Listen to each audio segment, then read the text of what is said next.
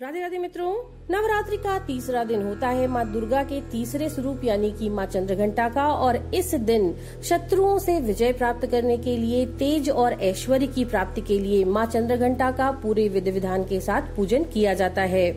दोस्तों, माँ का ये स्वरूप परम शक्तिदायी और तेजपूर्ण है।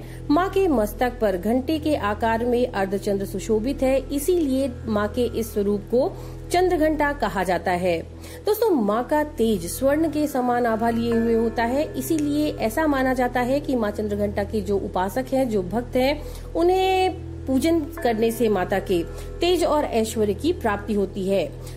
दोस्तों, माँ चंद्रघंटा का पूजन हमें कैसे करना चाहिए? तो माँ चंद्रघंटा का पूजन करने के लिए लाल रंग का माँ के पूजन में बहुत विशेष महत्व होता है। तो आप अगर हो सके तो वस्त्र लाल रंग के पहनिए, फिर स्वच्छ चौकी पर स्वच्छ पीला वस्त्र बिछा करके माँ चंद्रघंटा की प्रतिमा को वहाँ पर स्थापित कर लीजिए और उस स्थान को गंगा जल छिड़क करके पूरी तरह से शुद्ध कर लीजिए। व्रत का संकल्प लेकर के वैदिक मंत्रों और सप्तशती मंत्रों के द्वारा माँ चंद्रघंटा सहित सभी समस्त स्थापित देवताओं की षोडशोपचार पूजा करिए।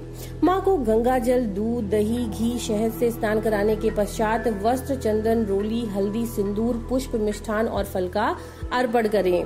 दोस्तों, माँ को भोग जब आप लगा रहे हैं तो इस बात का जरूर ध्यान रखिए कि माँ चंद्रघंटा को भोग में गाय के दूध के बने हुए व्यंजन बहुत प्रिय हैं। तो माँ को भोग में गाय के दूध के बने हुए व्यंजन जरूर चढ़ाइए।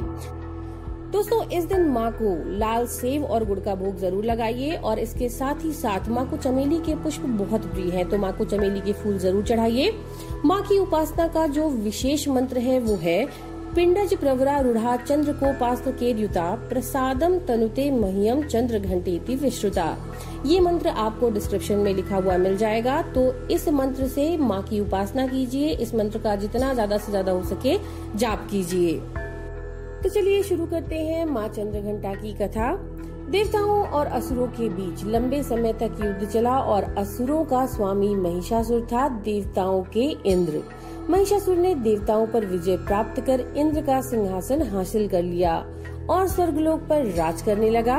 इसे देख करके सभी देवतागण परेशान हो गए और इस समस्या से निकलने का उपाय जानने के लिए त्रिदेव यानी भगवान ब्रह्मा, विष्णु जी और शिव जी के पास गए।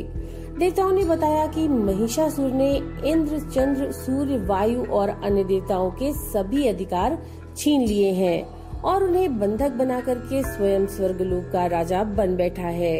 देवताओं ने बताया कि महिषासुर के अत्याचार के कारण अब देवता पृथ्वी पर विचरण कर रहे हैं और स्वर्ग में उनके लिए कोई स्थान नहीं है। ये सुनकर के ब्रह्मा, विष्णु और भगवान शिव को बहुत क्रोध आया। क्रोध के कारण तीनों के मुख से ऊर्जा उत्पन्न हुई।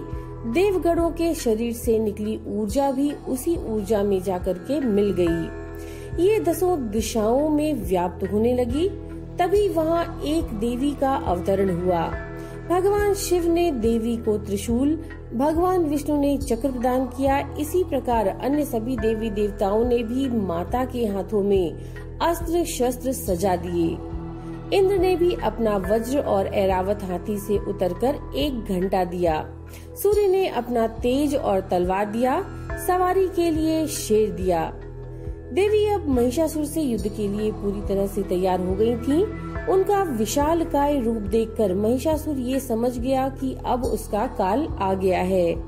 महिषासुर ने अपनी सेना को देवी पर हमला करने के लिए कहा। अन्य दैत्य और दानवों के दल भी युद्ध में कूद पड़े।